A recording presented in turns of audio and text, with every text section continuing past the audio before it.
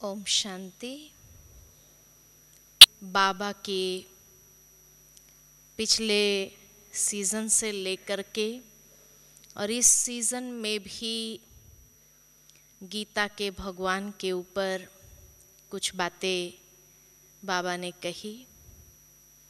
समय जब भी आता है जिस कार्य करने का, उस समय बाबा वो बातों को किसी न किसी को निमित्त बनाकर कराते ही रहते हैं। जिस समय इंडस्ट्री के लोगों को आध्यात्मिकता में लाना था बाबा को, उस समय वैसा कोर्स निकाला और अब समय अनुसार जब गीता के भगवान को भी प्रत्यक्ष होने का समय आया है, तो उसी अनुसार वैसी बातों को बाबा ही करण करावनहार है जो कराता है। और इसलिए ये स्लाइड शो सारा गीता के श्लोकों पर आधारित तैयार किया गया है। आज की बाबा की सुबह की मुरली के अनुसार भी अगर देखा जाए तो बाबा ने सारी मुरली गीता ज्ञान के ऊपर चलाई। गीता में कौन सी बात है, क्या क्या कहा हुआ है, ये बातें बताई। भगवत गीता एक ऐसा महान शास्त्र है भारत का, जिसके अंदर जो बातें कही हुई है वो मानव को हर क्षण में लागू होती है। और इसकी आध्यात्मिकता जो उसमें समाई हुई है, उसमें इतनी गहराई है कि जिन गहराइयों के आधार पर अगर देखा जाए तो जीवन जीने की एक कला ये हमें सीखने को मिलती है। गीता के ज्ञान को अगर हजम किया जाए तो ये सभी धर्म से ऊपर उठता है और हमें एक श्रेष्ठ जीवन जीने का आधार देता है। इसलिए इसको कहा है कि विशुद्ध आध्यात्मिक ज्ञान की दृष्टि से श्रीमद् भगवद गीता एक अतुलनीय है। इतना ही नहीं, इसकी खूबी यह है कि उसमें वर्णित ज्ञान सर्व मानव प्राणियों पर लागू होता है। किसी खास संप्रदाय की मान्यता के आधार पर नहीं है। इसके अंतर्गत सभी धर्मों की मर्यादा की पवित्रता को सुरक्षित रखते हुए ईश्वरीय आध्यात्मिक ज्ञान को सार रूप में गौरवान्वित किया गया है। ये ज्ञान को अगर देखा जाए तो हम सभी को मालूम है कि इसका स्रोत तो परमात्मा है, लेकिन ये मानव जाति तक आया कैसे? तो कहा जाता है कि वेद व्यास जी, उन्हें स्वप्न आया था, स्वप्न कहे, ट्रांस कहे, कि जिस ट्रांस में उन्होंने ये ज्ञान को पाया था। पहले दिन उन्होंने जब ट्रांस में ये बातों को देखा, सारी बातें चाहे स्वप्न रूप में या ट्रांस रूप में उनके सामने आती गई। सुबह उठे जब और लिखने का प्रयास किया तो कहा जाता है उन्हें याद नहीं रहा। तो पहले दिन की गीता हमारे पास है ही नहीं, क्योंकि वेद व्यास जी उन्हें लिख नहीं पाए। दूसरे दिन उन्होंने सोचा कि ये ज्ञान कंटिन्यू तो होने वाला है, और इसलिए वो नोटबुक पेंसिल लेकर के सोए थे। सोचा था कि जैसे ही बातें आएंगी मैं उसको नोट कर लूंगा और फिर उसके आधार पर मानव जाति को दूंगा। दूसरे दिन भी जब वो ट्रांस में गए और वो बातें जैसे जैसे उनके सामने आने लगी, उन्होंने कोशिश की कि लिखूं मैं, लेकिन कुछ दृश्य इतने सुंदर थे कि उसको देखने में ही खो जाते थे, मगन हो जाते थे, तो लिखना भूल जाते थे। और जब लिखने जाते थे तो वो देखना रह जाता था। इसलिए दूसरे दिन की गीता भी हमारे पास नहीं है।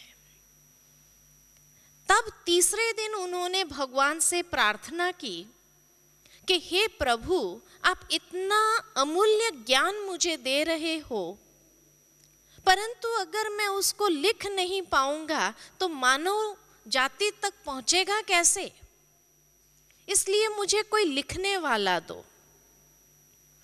तब कहा जाता है कि भगवान ने गणेश जी को नियुक्त किया और गणेश जी लिखने के लिए आए, परंतु गणेश जी ने एक शर्त रखी, और शर्त उनकी ये थी कि मैं इतना फास्ट राइटर हूं कि जहां पर आप रुके मैं उठ के चला जाऊंगा, इसलिए आपको नॉन स्टॉप बोलना होगा। वेद व्यास जी तैयार हो गए और इसलिए जैसे ही वो ट्रांस आरंभ हुआ कि उन्होंने वो बातों को बोलना आरंभ किया, लेकिन तीसरे दिन की गीता जो थी इतनी रहस्यमयी थी कि हर दृश्य को अच्छी तरह समझना पड़ता था, और समझने जाए तो उनको रुकना पड़ता था, और रुके तो उन्हें मालूम था कि गणेश जी उठ के चले जाएंगे।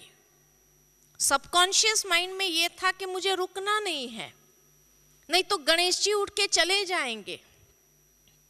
और अगर ऐसे ही उसको वर्णन कर दे तो वो रहस्य स्पष्ट नहीं होगा, इसलिए वो दुविधा में थे। लेकिन फिर भी कहा जाता है कि वेद व्यास जी ने सोचा मैं एज इट इज उसको लिखा देता हूं, बाद में उसका रहस्य स्पष्ट करना वो तो हम कर सकेंगे, एक बार मैटर हाथ में आ जाए फिर तो उसको स्पष्ट करना आसान हो जाएगा। ये सोच करके गणेश जी को, ताकि वो उठ के चले ना जाए, वेद व्यास जी ने ऐसे ही वो बातें लिखा दी। लेकिन जब ये बातें लिखाई तो संस्कृत में लिखाई, और संस्कृत भाषा ऐसी कि जिसमें एक एक शब्द का 10-10 अर्थ निकले। इसलिए बाद में जब उसका रहस्य को स्पष्ट करने बैठे तो उसको स्पष्ट नहीं कर पाए कि किस अर्थ में ये लिखाया गया था, इसलिए वो गीता को ऐसे ही छोड़ दिया गया, जिसका रहस्य आज दुनिया के अंदर कई लोगों ने अपनी बुद्धि के अनुसार अवश्य किया है। इसलिए आपको बहुत सारी गीताओं का अनुवाद मिलेगा संसार के अंदर। कई बार तो कॉन्ट्राडिक्शन भी मिलेगा, तो कई बार किसी ने कहा कि हाँ ये युद्ध हुआ था, किसी ने कहा ये युद्ध नहीं हुआ था। कई प्रकार के मतांतर इस पर है अवश्य। लेकिन जब इस गीता को हमने पढ़ना आरंभ किया तो परमात्मा का जो स्पष्ट ज्ञान मिला हुआ है, उस ज्ञान से बहुत सहज उसको परख सके कि उसका रहस्य क्या है। और उसकी सुंदरता को देखते हुए ऐसा लगा कि परमात्मा ने जो वेद व्यास जी को ट्रांस में ज्ञान दिया था, वो सिर्फ कोई एक मानव के लिए नहीं था, लेकिन एक कहानी के अंदर उसने सभी के लिए ये ज्ञान प्रसारित किया था। इसलिए इस गीता के अंदर हम देखेंगे कि ये हर आत्मा के मन स्थिति का दर्शन भी कराती है। जब अर्जुन का विषाद देखते हैं तो आज के संसार के अंदर जो इंसानों को हम देखते हैं कि कोई न कोई बात को लेकर के चाहे मोह के वश डिप्रेशन में चले जाते हैं, कोई न कोई बातों को लेकर फीलिंग में आ जाते हैं और डिप्रेशन में जाते हैं, तो वो अर्जुन का विषाद है। अर्थात एक आत्मा की मनस्थिति का दर्शन भी है जो आज कलयुग में हर आत्मा उसमें से गुजरती है। इसमें एक पारिवारिक स्थिति का दर्शन भी मिलेगा, जहां कौरव और पांडव भाई भाई थे, एक कुटुंब दिखाया है, एक परिवार दिखाया है। और संसार के अंदर परिवार में झगड़े किस बात को लेकर के होते हैं? जमीन और जायदाद को लेकर के। तो एक पारिवारिक दर्शन की स्थिति भी हम इस शास्त्र के अंदर देखते हैं और उसका सॉल्यूशन हमें मिलता है, एक समाधान दिया हुआ है।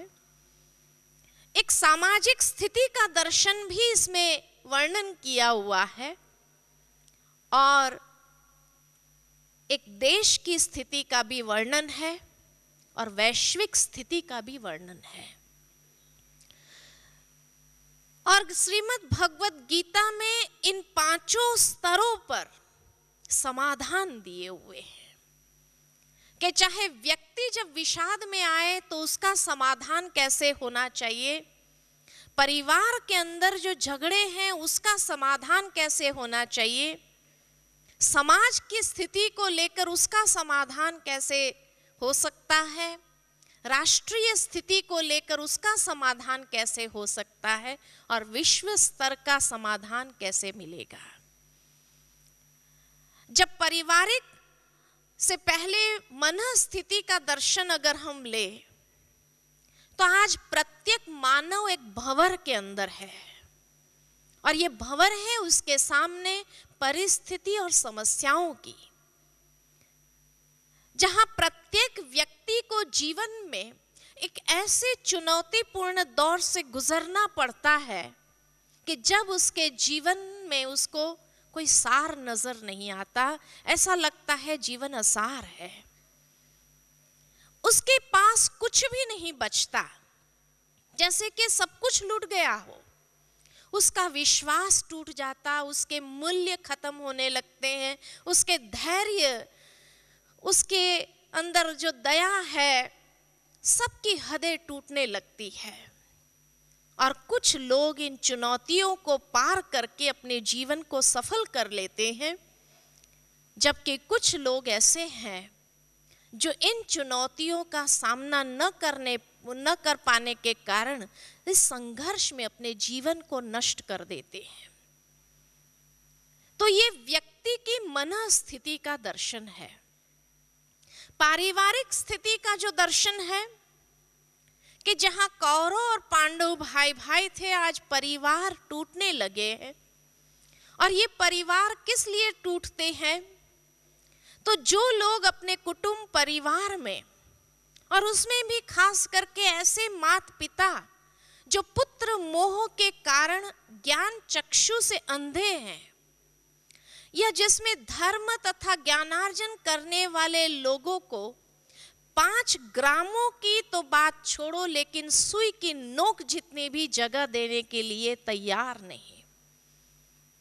भावार्थ ये है कि वो अपने दिल में, अपने मन में उन्हें स्थान देना नहीं चाहते हैं, उसे सुख से रहने देना नहीं चाहते हैं, और इतना अभिमान के चाहे कुल का नाश हो जाए, परंतु घृणा, द्वेष, क्रोध, अन्याय, प्रतिशोध की भावना को नहीं छोड़ते हैं। ऐसे आज घर घर की ये स्थिति हो गई है, पारिवारिक स्थिति बनती जा रही है। उसका समाधान भी इस महान शास्त्र के अंदर मिलता है। साथ ही साथ ये सामाजिक स्थिति का दर्शन भी हमें कराती है कि आज समाज के अंदर भी शकुनी जैसे पात्र है, जो अनेक लोगों के मन को मैलेपन से भर देते हैं और कुकर्म विकर्म कराने का प्रयत्न कराते हैं। समाज में ऐसे जो पात्र हैं और फिर भी समाज अंधा हो जाता है।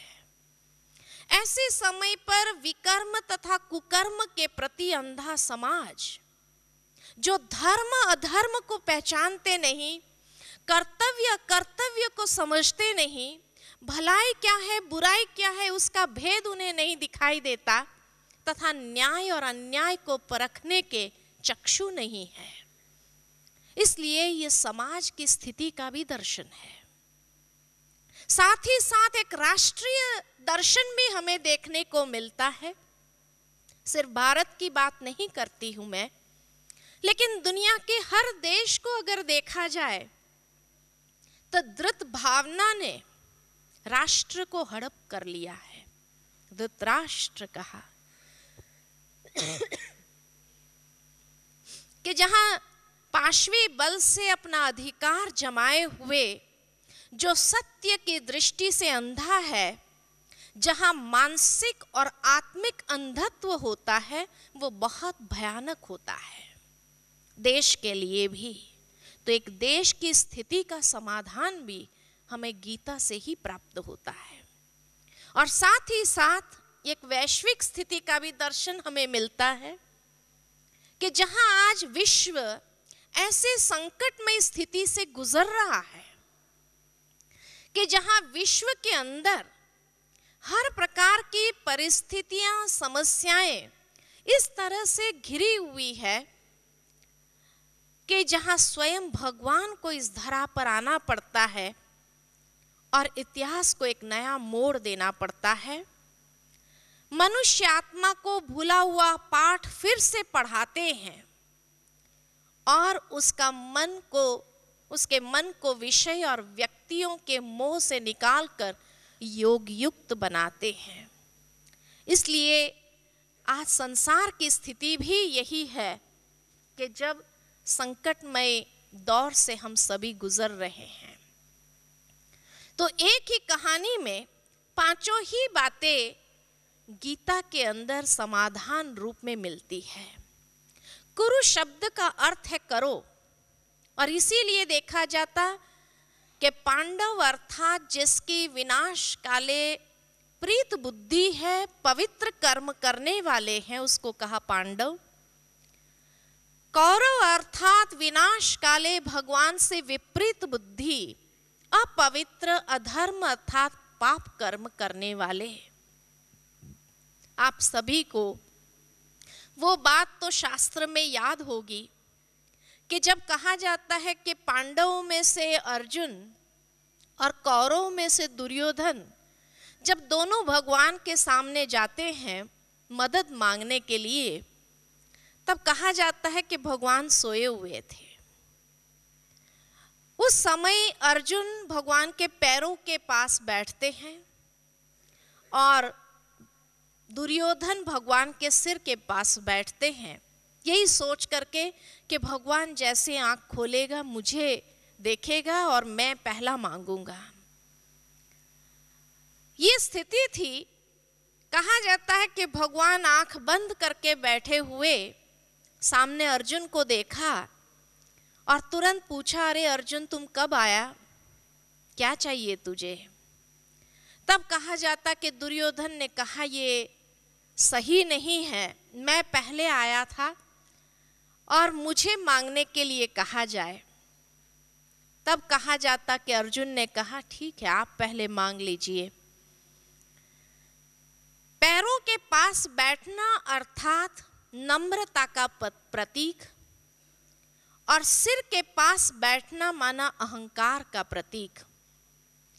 कि भगवान से विपरीत बुद्धि कौन होते हैं? जो अहंकारी मनुष्य होते हैं, वही भगवान से विपरीत बुद्धि विनाश काले हो जाते हैं। और जिसके जीवन में निर्माणता है, नम्रता है, वो भगवान से सदा प्रीत बुद्धि होकर के रहते हैं। अगर उन्हें चांस मिल भी जाता है संसार के अंदर दुर्योधन जैसे को, फिर भी जो अहंकारी है, और इसलिए जब भगवान ने कहा क्या चाहिए, एक तरफ मैं हूं, एक तरफ मेरी सेना है, क्या चाहिए तुम्हें? कहा जाता कि जो अहंकारी था वो भगवान की शक्ति को पहचान नहीं पाया। भगवान ने जब कहा एक तरफ मेरी अक्षोणी की सेना है, दूसरी तरफ मैं हूं, लेकिन मैं जिस पक्ष में रहूंगा मैं युद्ध नहीं करूंगा, तब दुर्योधन ने सोचा अगर भगवान युद्ध करने वाले ही नहीं है तो मैं अक्षोणी की सेना न ले लूं, और इसलिए उसने अक्षोणी की सेना ले ली। और अर्जुन ने कहा भगवान आप है, मेरे लिए सब कुछ है, क्योंकि वो भगवान की शक्ति को बहुत अच्छी तरह जानता था। सही बात है कि आज ये युद्ध के मैदान में हम सभी भी है, जो अहंकारी मनुष्य है वो भगवान की शक्ति को पहचान नहीं सकते हैं, और पहचान न होने के कारण वो सोचते हैं कि हम सेना को प्राप्त कर ले, या हमें जीवन में सर्व साधन उपलब्ध हो जाए, सब कुछ मिल जाए, भगवान नहीं मिला तो चलेगा, बाकी सब कुछ मिल जाए। ये उसका महान ते महान अज्ञानता है। जरूर है भगवान जिस तरफ होगा भगवान युद्ध नहीं करेगा। युद्ध करना अर्थात किसी के कर्मों में इंटरफियर नहीं करता है। हमारी लड़ाई हमें खुद लड़नी होगी, लेकिन उसके लिए ज्ञान अवश्य देता है, और ऐसा ज्ञान देता है कि जो हमें युद्ध में विजयी होने की क्षमता दिलाता है। किसी के कर्म के युद्ध में भगवान इंटरफियर नहीं कर सकता है, ये बात सभी बहुत अच्छी तरह से जान ले, क्योंकि कई बार कई लोग भगवान के सामने यही शिकायत रखते हैं, भगवान हम आपको इतना याद करते हैं, इतना पूजते हैं, इतनी भक्ति करते हैं, उसके बाद भी मुझे ऐसा ऐसा भोगना पड़ता है। तो भगवान हमारे कर्मों के लिए रिस्पॉन्सिबिलिटी नहीं लेता है, न उसमें भोगना में कुछ मदद करता है, लेकिन हाँ उस भोगना में विजयी होने की विधि अवश्य बताता है। वो ज्ञान जरूर देता है कि जिससे अर्जुन विजयी हो जाए। तो इसलिए ये युद्ध में अगर देखा जाए कि वो पांडव और कौरव कौन है, तो पांडव अर्थात जो धर्म पक्ष वाले थे। आज हर इंसान के अंदर दैवी प्रवृत्ति और आसुरी प्रवृत्ति दोनों प्रवृत्ति होती है, दोनों संस्कार होते हैं। परसेंटेज हमेशा 100 पर निकलता है, इसीलिए दिखाया है 100 कौरव और 5 पांडव कि 100% अगर ये दुनिया को ले ले तो उसमें सिर्फ 5% लोग या एक मुट्ठी भर लोग ऐसे हैं जिसके अंदर दैवी संस्कार और वो दैवी संस्कारों के आधार पर कर्म करते हैं।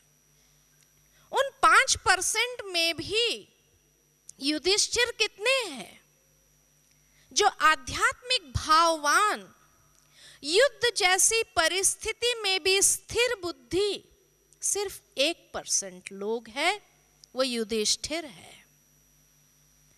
उसमें भीम कौन है और कितने हैं?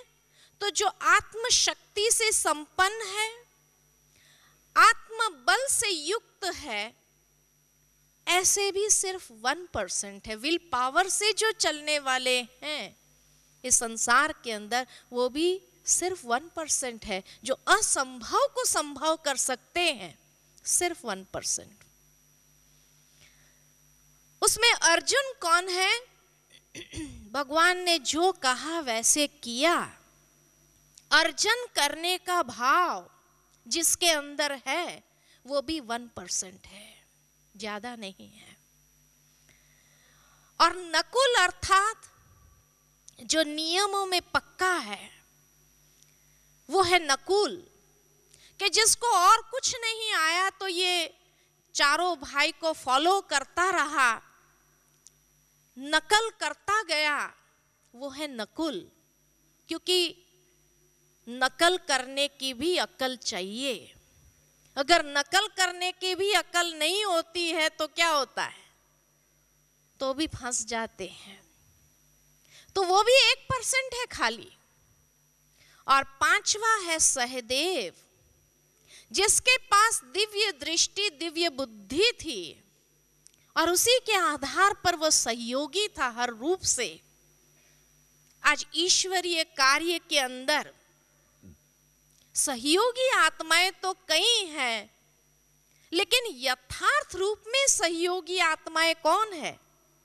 कई हैं जो नाम मान शान के लिए सहयोग देते हैं, वो सहदेव नहीं है। लेकिन जो गुप्त अपने आप को रखते हुए भी जो सहयोगी बनते हैं ईश्वरीय कार्य में, ऐसे सहदेव भी खाली 1% है। इसलिए कहा कि अगर युधिष्ठिर न बन सको, अगर भीम न बन सको, अगर अर्जुन न बन सको, नकुल भी न बन सको, तो कम से कम यथार्थ रूप में सहयोगी तो बनना सीखो। कि जो ईश्वरीय कार्य में यथार्थ रूप से सहयोगी बन जाए तो भी पांडवों की लिस्ट में तो आ जाएंगे। तो ये 5 पांडव थे। और अधर्म पक्ष में कौन था? जो कौरव, 100% जिसको दिखाया, कौरव अर्थात अधर्म पक्ष के वाचक, धृतराष्ट्र अर्थात जो राज सत्ता, बाहुबल या भूमि के अभिमान वाला, और गांधारी अर्थात जो सदैव आंखों पर पट्टी बांधे हुए, देखती नहीं थी। और उसके 100 बेटे और 1 बेटी थी। 100 बेटों का नाम क्या था? नामों की लिस्ट हमें कहीं देखने को मिल गई। सभी के नाम के आगे दू से आरंभ होता था। दुर्योधन, दुर्योधन अर्थात जो धन का दुरुपयोग करने वाला बेटा हो। दुशासन अर्थात जिसके जीवन में अनुशासन न हो, ऐसे दुशासन, दुस्सह, दुश्शल, दुशर, दुष्मुख, दुष्कर्ण, दुष्मर्द, सब दू से आरंभ होता है। और अंत में उसकी एक बहन दुशाला। दू का उपसर्ग तो दुख और दुष्टता से है। जिसके अंदर दुष्टता है, दूसरों को दुख देने का भाव है, वो ये कौरव वाचक है, अधर्म पक्ष के वाचक है। इसीलिए कौरव अर्थात अधर्म पक्ष के वाचक, पांडव अर्थात धर्म पक्ष के वाचक, इन दोनों के बीच के युद्ध की बात है जो मनुष्य के भीतर है। मनुष्य के भीतर ही कौरव भी है अर्थात आसुरी वृत्तियां भी है और दैवी स्वभाव भी है कहीं ना कहीं हमारी ओरिजिनलिटी में, हमारे अनादि संस्कारों में, लेकिन वो दब गए हैं। इसलिए उनको पुनः जागृत करने का संदेश गीता के अंदर है। आज विश्व जब महाविनाश के कगार पर खड़ा है, तो ये वही कुरुक्षेत्र वाली स्थिति है। ऐसे समय पर मानव जाति को इस संघर्षमय शास्त्र गीता के ज्ञान की आवश्यकता है। एक दैवी इच्छा अर्थात एक अलौकिक कार्य को पूर्ण करने के कठिन कार्य का यंत्र बनना, अर्थात ऐसे खुदाए खिदमतगार बनने का गहन कार्य हेतु इस दिव्य कार्य करने के लिए एक योद्धा बनना है। इस अलौकिक चेतना के प्रसार हेतु पहलवान बनना है। हम सभी को इस अलौकिक चेतना के प्रसार हेतु पहलवान बनना है, योद्धा बनना है। ये इसी तरह का तो युद्ध स्थल है जिसके लिए सर्वोच्च सत्ता भगवान हमें पुकार रहा है। और यही कारण है कि आज मानव दुविधा की हालत में विमूढ़ बना है और गीता संदेश का अनुसरण कर रहा है। इसलिए ये भगवान का एक आवाहन है हर अर्जुन के प्रति। वो एक अर्जुन नहीं था, लेकिन हम सभी भगवान के महावाक्य को अर्जन करने वाले अर्जुन हैं। और वो अर्जुन बन करके ऐसा योद्धा बनना है जिससे सही अर्थ में हम खुदाई खिदमतगार बन जाए और ये अलौकिक कार्य का प्रसार का कार्य हम करें और जन जन के अंदर एक आध्यात्मिक जागृति ले आए। आगे इसको देखते हैं कि श्रीमद् भगवत गीता की वास्तव में हमें एक ऐसी ट्रेनिंग देता है। किस प्रकार की ट्रेनिंग? कि जीवन संग्राम में शाश्वत विजय का क्रियात्मक प्रशिक्षण है। इसलिए युद्ध ग्रंथ कहा गया है इसको, जो वास्तविक विजय दिलाता है इंसान को। धर्म क्षेत्र और कुरुक्षेत्र में ये युद्ध है। दैवी संपत्ति और आसुरी संपदा के बीच में ये युद्ध है। सजातीय और विजातीय जो है अंदर में, सद्गुण और दुर्गुणों के बीच में ये युद्ध है, ये संघर्ष है। इसी संघर्ष में जो समाधान मिलता है, इसी का नाम श्रीमद् भगवत गीता कही हुई है। और कुरुक्षेत्र केवल हरियाणा प्रदेश का एक मैदान नहीं है। कुरुक्षेत्र का मैदान तो अब भी मौजूद है, परंतु एक कुरुक्षेत्र हम सब के भीतर है, हमारी अंतर चेतना में है। आसुरी और दैवी शक्तियां हैं जो एक दूसरे के सामने तैनात है और हमारी चेतना के भीतर ये युद्ध निरंतर चल रहा है। जहां एक तरफ आसुरी शक्तियां अंधकार में दिखाई हुई है, दूसरी ओर दैवी शक्तियां जो उजाले में दिखाई है, तो निरंतर हमारे भीतर ये एक युद्ध चलता रहा है और इसी कुरुक्षेत्र के अंदर चलता है। गीता में ये बताया गया है कि जीवन व अंतिम सत्य तक पहुंचने का मार्ग व्यक्ति के भीतर से होकर जाता है, जो हर व्यक्ति के व्यक्तित्व के मानसिक, बौद्धिक, भावनात्मक और आध्यात्मिक पहलू के रूप में उसकी अपार क्षमता और सीमाओं के द्वारा निमित्त होता है। इसलिए भीतर जाने की बात है, बाहर जाने की बात नहीं है। युद्ध करने के लिए या समाधान के लिए भी भीतर से हमें वो मार्ग मिलेगा। भीतर हमें जाना है, जो बाबा कहते हैं कि हमें अपने अनादि संस्कारों को पुनः जागृत करना होगा। भीतर से जो शक्ति और क्षमता है उसको जागृत करनी होगी। बाहर से कोई मदद मिल जाए, भगवान आशीर्वाद कृपा कर दे, ऐसे नहीं होगा। भीतर से जब वो आत्मा के अंदर अथाह क्षमता शक्ति है, उसको जागृत करेंगे, उसको बाहर ले आएंगे, तब हम सही अर्थ में विजयी हो सकते हैं। ये शरीर भी एक कर्म करने का क्षेत्र है, जिसमें बोया हुआ भला और बुरा कर्म का बीज संस्कार रूप में सदैव उगता है। 10 इंद्रियों का यह क्षेत्र का विस्तार है। प्रकृति से उत्पन्न इन तीनों गुणों से विवश होकर मनुष्य को कर्म करना पड़ता है, सतो रजो तमो। वह क्षण मात्र भी कर्म किए बिना नहीं रह सकता, इसलिए उसको कर्म क्षेत्र व कुरुक्षेत्र कहा हुआ है। तो ये शरीर हमारा कुरुक्षेत्र है और हमारे भीतर का ये युद्ध जो चल रहा है, इसको कहा ये धर्म युद्ध चल रहा है। जो आगे देखेंगे कि गीता के अंदर मुख्य रूप से 700 श्लोक 18 अध्याय में बटे हुए हैं। उसमें पहले अध्याय में मानव की समस्याओं को दर्शाया हुआ है। दूसरे अध्याय में मुख्य मुद्दा उठाया गया है और उसका समाधान दिया हुआ है, आत्म का ज्ञान। तीसरे अध्याय से 17वें अध्याय के अंतर्गत इन समस्याओं का विस्तार, इन समाधानों का विस्तार किया हुआ है और 18वें अध्याय में इन सब का सारांश है। जो इस प्रकार हम आगे देखते हैं कि किस प्रकार ये एक एक अध्याय को समझते हुए जाएंगे। वास्तव में गीता के ज्ञान में जब अर्जुन और भगवान का संवाद चलता है, वो कहा एक अर्जुन की बात नहीं है, लेकिन 1% जो अर्जुन है संसार के अंदर, जिसके अंदर अर्जन करने का भाव है, तो वास्तव में ये आपका और परमात्मा के साथ का एक संवाद है। और हमने इस संसार को अत्यधिक जटिल और दूषित बना दिया है। हम इसे रहने लायक एक बेहतर विश्व भी बना सकते हैं, बेशर्त हर व्यक्ति अपने लिए ये निश्चय कर ले कि वह कहाँ जाना चाहता है और अपने उस लक्ष्य बिंदु तक कैसे पहुंचा जा सकता है।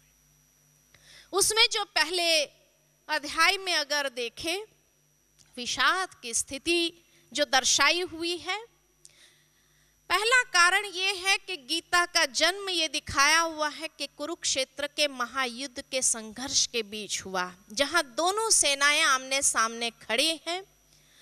युद्ध का शंखनाद जैसे गूंज उठा है, युद्ध की उत्तेजना का कोलाहल है, और इस संघर्ष के कारण सैनिकों का हृदय विदीर्ण होता जा रहा है।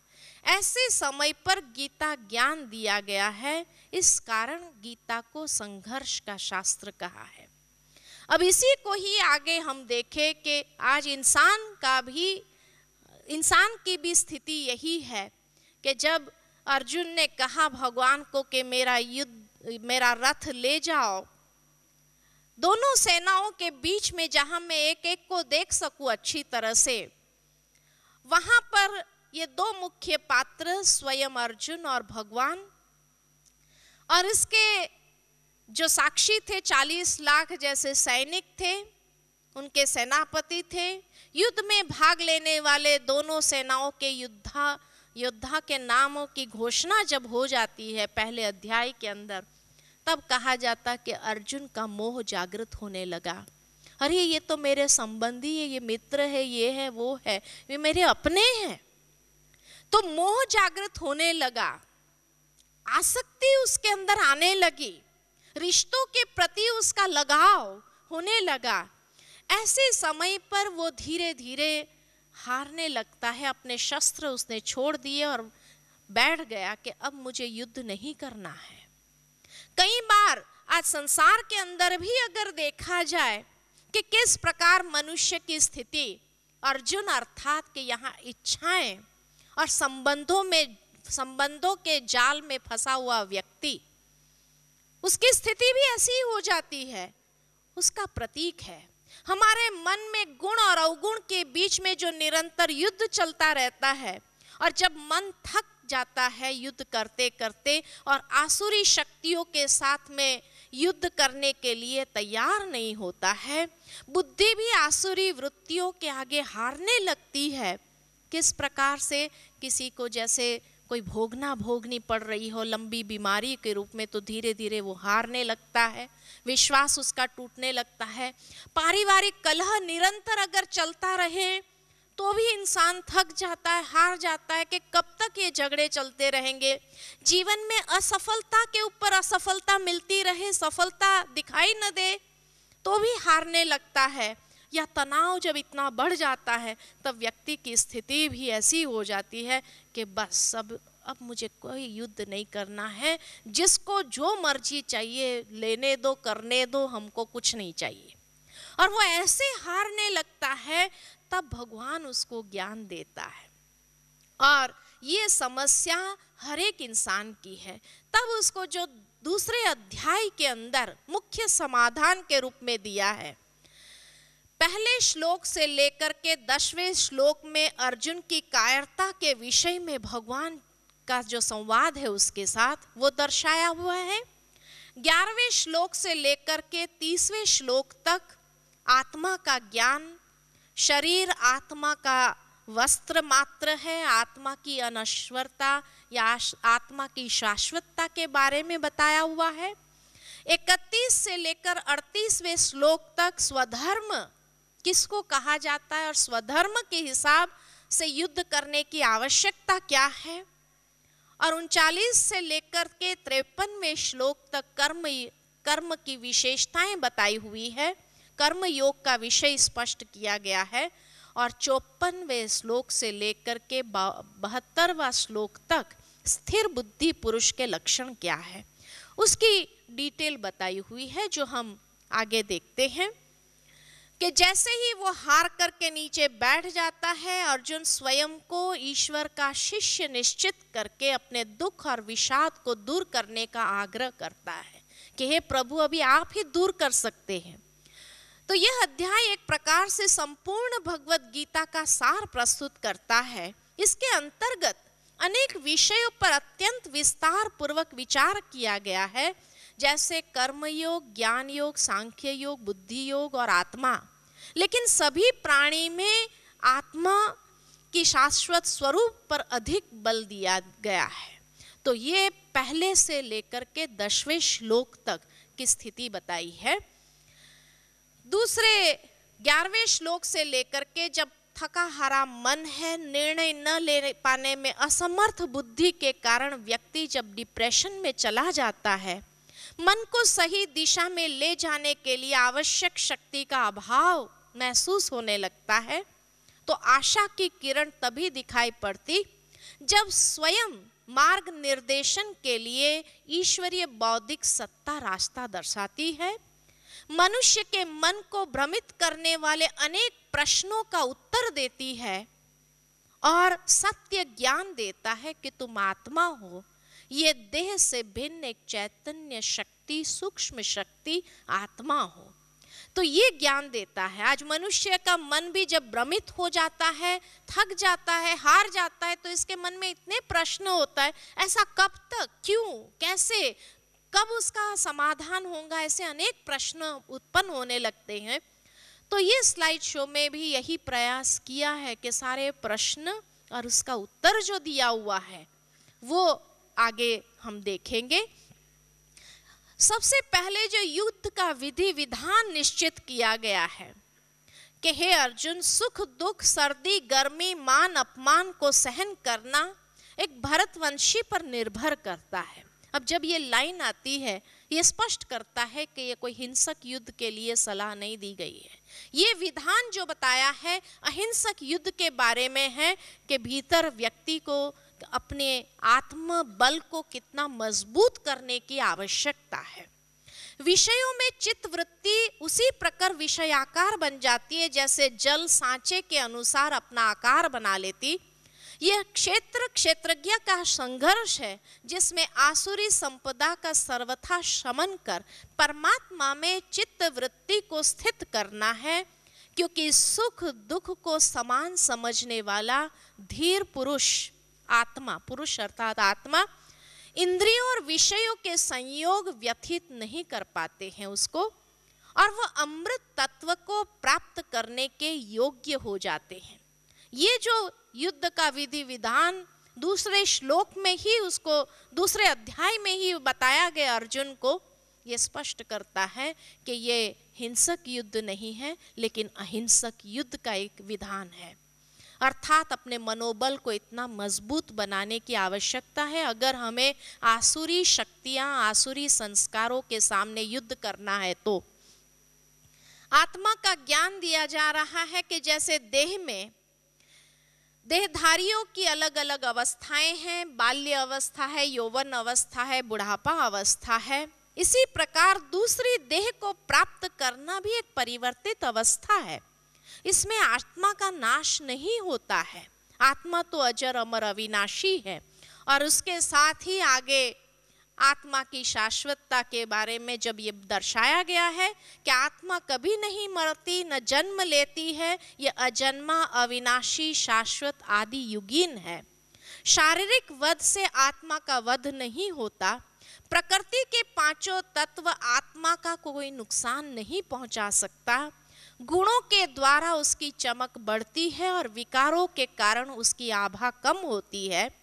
सांसारिक बंधनों में फंसकर ये कमजोर होती है, जबकि सांसारिक बंधनों से मुक्त रह करके ये शक्तिशाली बन जाते हैं। तो इसलिए आत्मा की शाश्वतता के न अग्नि से जल सकती है, न तलवार से कट सकती है, न हवा उसको सुखा सकती है, न जल उसको भिगो सकती है। यह आत्मा की शाश्वतता है। जैसे व्यक्ति नए वस्त्र धारण करते हैं और पुराने वस्त्रों का त्याग करता है, वैसे ही आत्मा नया शरीर धारण करते हैं, करने से पहले पुराने देह को त्याग करती है। ये एक शाश्वत नियम है कि जिसने शरीर धारण किया है उसे यह शरीर छोड़ना ही पड़ता है। आत्मा अविनाशी है, शरीर विनाशी है, शरीर अविनाशी नहीं है। नेक्स्ट आगे आत्मा का ज्ञान आगे देते हुए जब भगवान ने उसको स्वधर्म का ज्ञान दिया कि हे अर्जुन, स्वधर्म देख करके भी तू भय करने योग्य नहीं है, क्योंकि धर्म युक्त युद्ध से बढ़कर अन्य कोई परम कल्याणकारी मार्ग नहीं है। किंतु यदि इस धर्म युक्त युद्ध नहीं करेगा तो स्वधर्म और कीर्ति दोनों को खोकर पाप को प्राप्त होगा। यहाँ नीचे बहुत सुंदर वो श्लोक में कहा है कि आत्मिक संपत्ति ही स्थिर संपत्ति है, यही स्वधर्म है। यह ज्ञान योग सांख्य सिद्धांत के अनुसार है। आत्मिक संपत्ति किसको कहा जाता है? यहाँ से वो आत्मा का ज्ञान आरंभ हो जाता है बाबा का, और इसी के आधार पर आगे दिखाया गया है कि शरीर और आत्मा जब दो चीज है उसी से जीवात्मा बनती है। शरीर नश्वर है, आत्मा चैतन्य शक्ति है जिसके अंदर चेतना समाई हुई है। ये शरीर भी एक योग है। शरीर का स्वधर्म हम अच्छी तरह जानते हैं कि शरीर का स्वधर्म क्या है। शरीर का स्वधर्म 5 तत्व है। शरीर की वास्तविकता वो 5 तत्व है, इसीलिए शरीर जीने के लिए वही मांग करती है। तो आत्मा का स्वधर्म क्या है जो आत्मा को जीने के लिए आवश्यक है? वो आत्मा का स्वधर्म है 7 गुण, कि जो आत्मा की वास्तविकता है, जो उसकी चैतन्यता है, और वो चैतन्य गुण जो आत्मा की वास्तविकता है, उसमें सबसे पहले ज्ञान, पवित्रता, प्रेम, शांति, सुख, आनंद और शक्ति, ये 7 गुण। इसीलिए कहा आत्मा सतोगुणी है। ये 7 गुण यही आत्मा का स्वधर्म है। इस स्वधर्म को देख करके भी युद्ध करना आवश्यक है। किसके सामने युद्ध करना आवश्यक है? जो कमजोरियां हैं, जो आसुरी शक्तियां हैं, उसके सामने युद्ध करना आवश्यक है, क्योंकि ये स्वधर्म हमारे पास बहुत पावरफुल चीज है। और ये स्वधर्म जो आत्मा की वास्तविकता है, जैसे शरीर को जो 5 तत्व चाहिए उसके लिए शरीर के पास 5 इंद्रियां हैं। आत्मा को ये 7 गुणों को विकसित करने के लिए आत्मा के पास भी 3 सूक्ष्म शक्ति भगवान ने दी हुई है, जिसको कहा मन, बुद्धि और संस्कार। ये आत्मा के 3 सूक्ष्म शक्तियां उसके स्वधर्म को वृद्धि करने में मदद करती है, उसको रिचार्ज करने में मदद करती है, आत्मा की बैटरी को पावरफुल बनाती है। मन है आत्मा की संकल्प शक्ति, बुद्धि है उसकी समझने की शक्ति और निर्णय शक्ति, और संस्कार उसके कर्मों का प्रभाव है। मन आत्मा के स्वधर्म को वृद्धि करने में कैसे मदद करती है? तो मन, जिसको तूफानी घोड़ा कहा, लेकिन उसके अंदर 4 प्रकार के विचार है। सकारात्मक विचार, नकारात्मक विचार जो बुराइयों के आधार पर है, विकारों के आधार पर है, कमजोरियों के आधार पर है, आवश्यक विचार और व्यर्थ विचार जो पिछली बीती हुई बातों के आधार पर है। और कहा जाता है जैसा इंसान चिंतन करता है वैसा उसका जीवन बनता है। As you think so you become. तो जैसा सोचेंगे वैसा बनेंगे। तो मनुष्य जिस क्वालिटी के विचारों को निर्मित करेगा वैसे ही वो अपने स्वधर्म को विकसित करेगा। अगर शांति के विचार मन के अंदर ले आएंगे तो शांति की शक्ति की वृद्धि करेगा। अगर पवित्र विचार मन के अंदर लाता है तो पवित्रता की शक्ति की वृद्धि करता है। जिस क्वालिटी के विचार करते हैं वैसे अपने स्वधर्म को वृद्धि करता है और स्वधर्म को विकसित करता है, और उसी से ही वो आसुरी शक्तियों के ऊपर विजय पाने के लिए समर्थ बन जाता है। विचारों का प्रभाव हमारे जीवन के अंदर, क्योंकि विचार एक ऐसी महान शक्ति है जिससे ही हमारे भावनाएं प्रभावित होते हैं। विचारों से हमारा व्यवहार के ऊपर भी उसका प्रभाव पड़ता है। विचार जिस प्रकार करेंगे वैसे हमें अनुभव प्राप्त होगा जीवन के अंदर। बार बार कोई विचार चलाते रहने से वैसी हमारी मान्यता बन जाती है, वैसी हमारी मनोवृत्ति बन जाती है, और वो मान्यताएं फिर साकार होते हुए दिखाई देती है। विचारों का ऐसा प्रभाव है। विचार एक बीज के समान है। जैसा बीज बोते हैं वैसा ही फल मिलता है। और जितना अधिक उसको वो मन की शक्ति मिलती जाती है, वैसी फिर हमारी वो शक्ति क्षीण होने लगती है। इसलिए कहा जाता है सकारात्मक चिंतन करने से मन की शक्ति का संचार होता है, जबकि नकारात्मक विचार करने से वो शक्ति हमारी क्षीण होती है और मन को भी एक थकावट का अनुभव कराता है। हाँ, एकदम तो विचार परिवर्तन नहीं हो जाते हैं, उसको बदलने में समय अवश्य लगता है, लेकिन जितना हम पुरुषार्थ करते हैं उतना उसको बदल पाते हैं। फिर वो सारे विचार बुद्धि के पास आते हैं। बुद्धि हर विचार को समझने का प्रयत्न करती है, और जब बुद्धि समझती है, कैसे समझती है, तो बुद्धि के पास बहुत पावरफुल चक्षु है, जिसको कहा अंतर चक्षु आत्मा के, जिसके अंदर दो शक्ति समाई हुई है, एक तो मनोबल और एक विवेक। विवेक बुद्धि के अंदर है।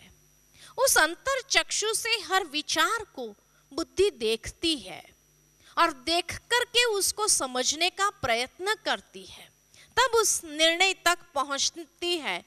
तो बुद्धि अर्थात इतनी पावरफुल शक्ति कि जिससे हर विचार जो मन करता है वो बुद्धि उसको देखती जाती, समझती जाती, तर्क चलाती जाती, विश्लेषण करती जाती, परखती है और निर्णय करती है।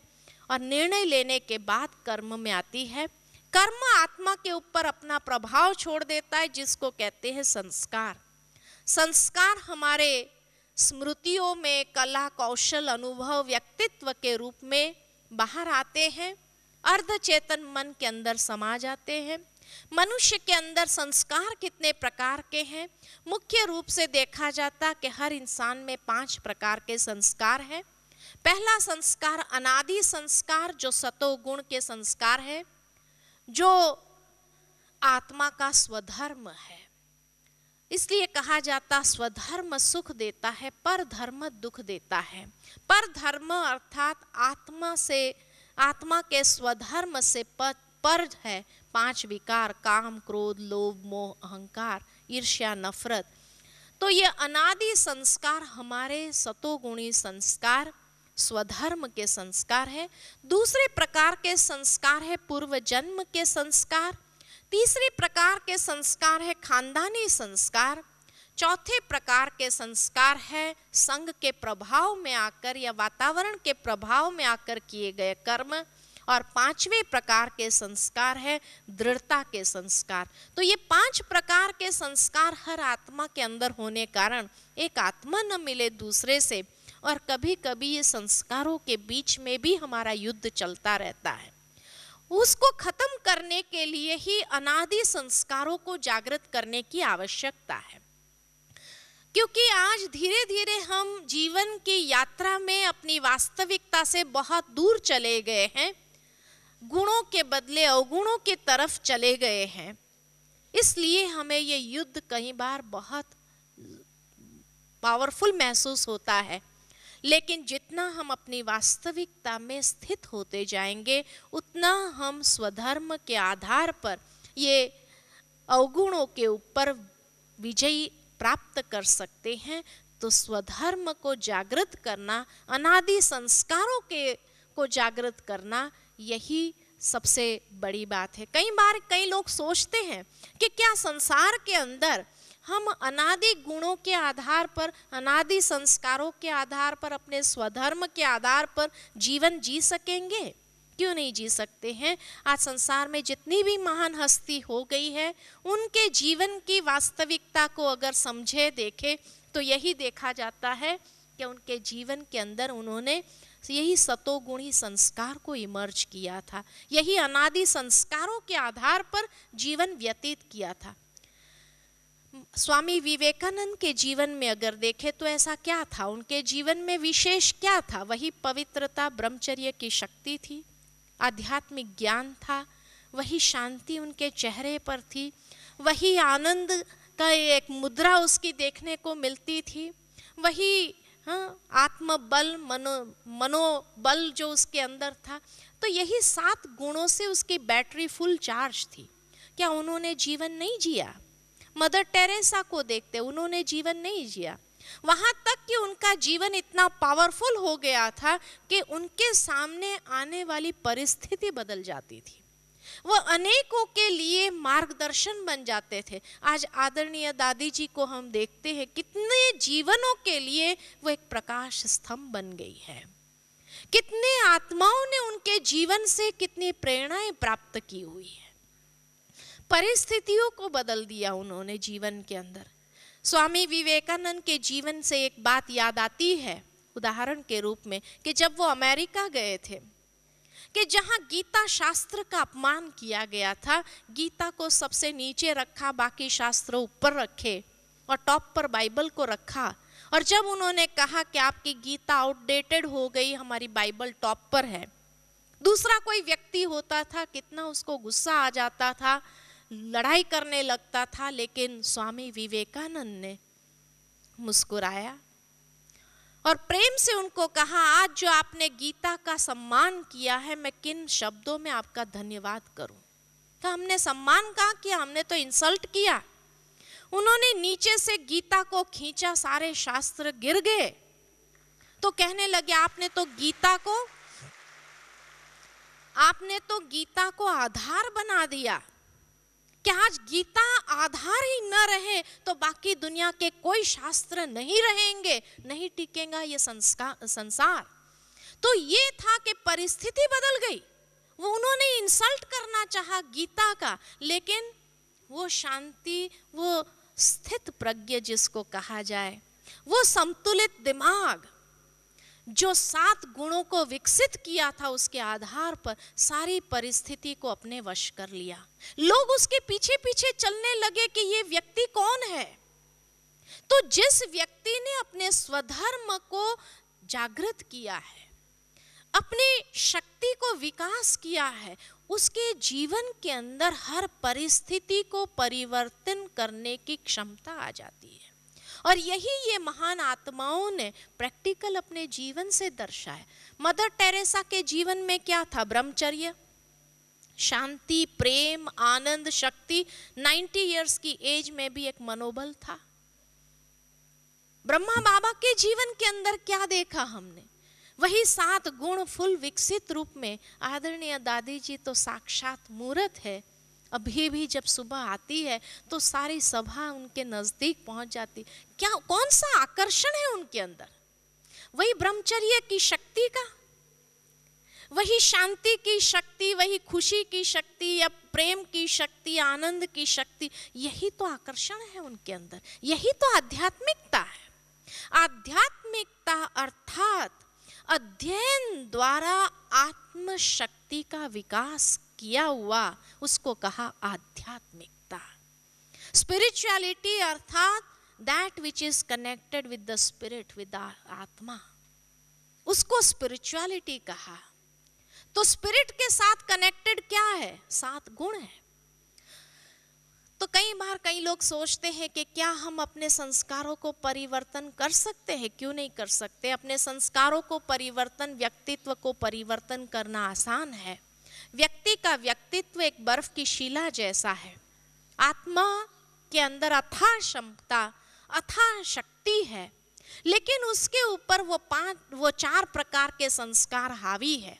बुराइयों के संस्कार, पूर्व जन्म के संस्कार, खानदानी के संस्कार और संग के रंग के संस्कार। ये संस्कारों को मिटाने के लिए अपनी दृढ़ता को जागृत करनी होगी। इसलिए कहा जाता है दृढ़ता में सफलता। जब दृढ़ता को जागृत करते हैं तो आत्मा की शक्ति भीतर से बाहर आ सकती है। लेकिन आध्यात्मिकता का रोल क्या है? आध्यात्मिकता का रोल यही है कि हमें दिशा प्रदान करता है।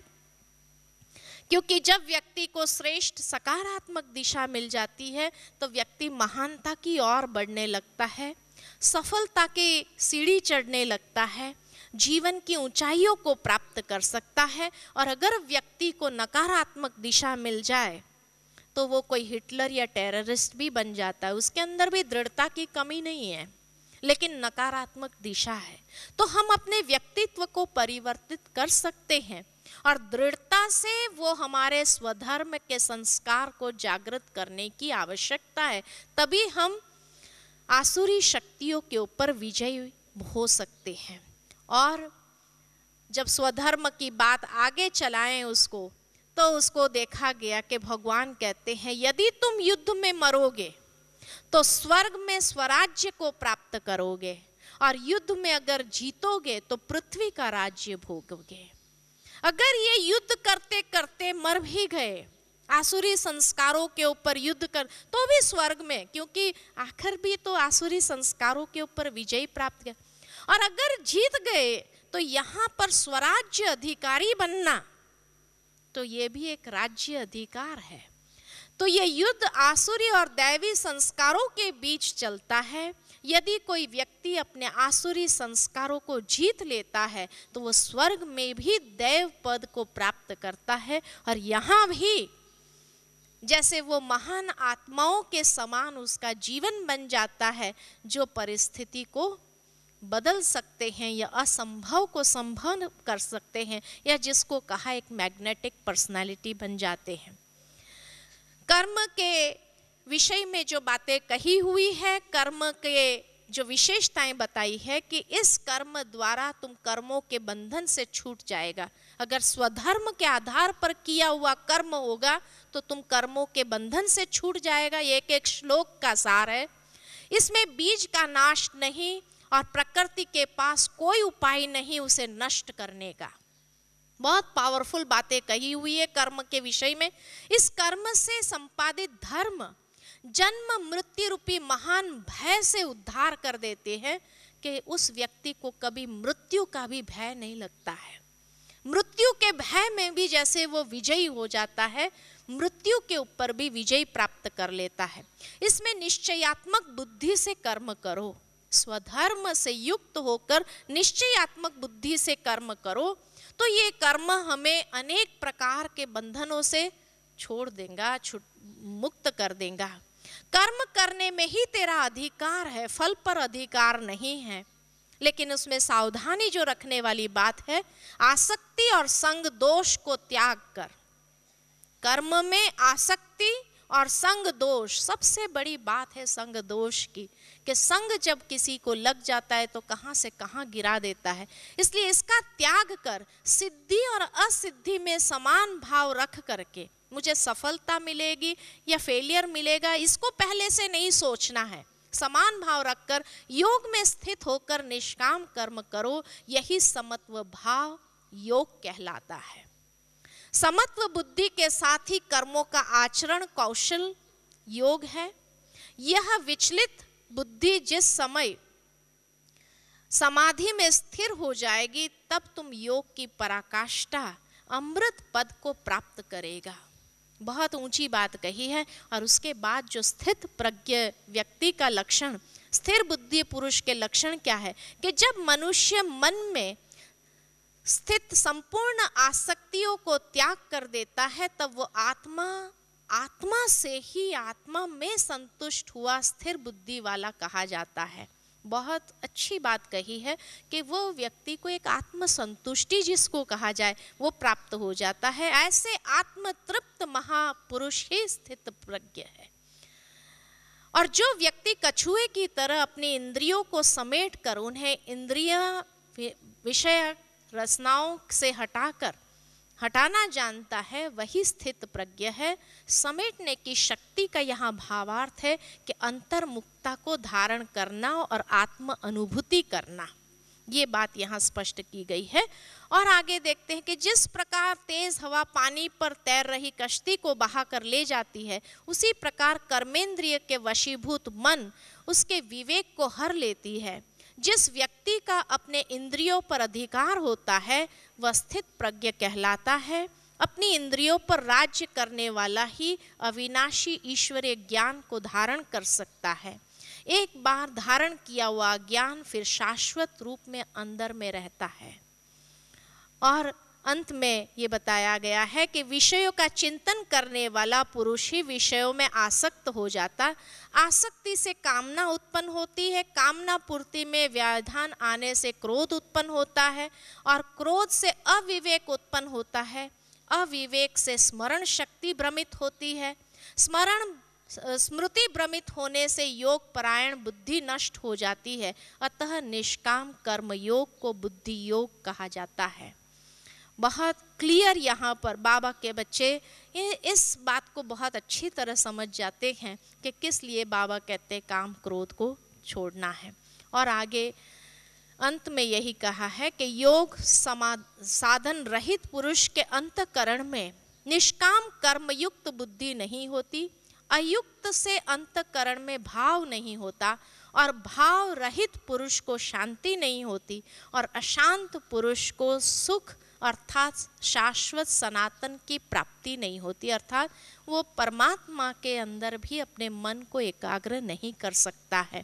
इसीलिए स्थित प्रज्ञ व्यक्ति अर्थात साधनों में रहते हुए भी उसकी बुद्धि उसमें न लगे, उससे भी परे होकर के वो कर्म करता है।